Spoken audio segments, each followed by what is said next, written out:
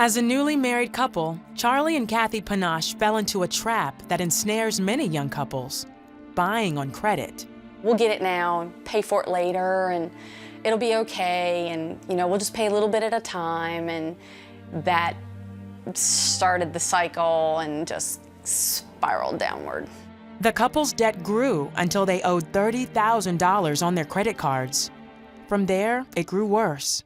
Charlie lost his job selling musical instruments when his company downsized. There's rent due and food bills and all the other bills and car and insurance. Eventually, Charlie and Kathy declared bankruptcy.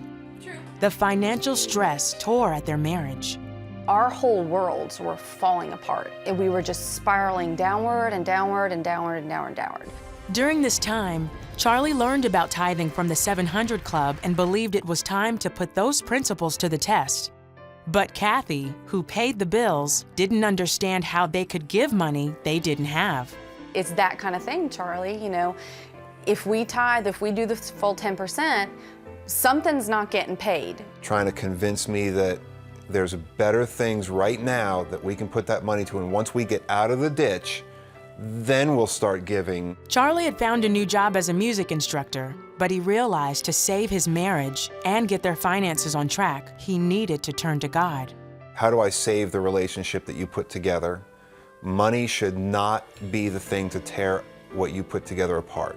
Charlie convinced Kathy to trust God with their finances. And I think very shortly after the bankruptcy, even with him and I kind of still butting heads on the 10%, I finally just said, you know what? That's what I'm gonna do.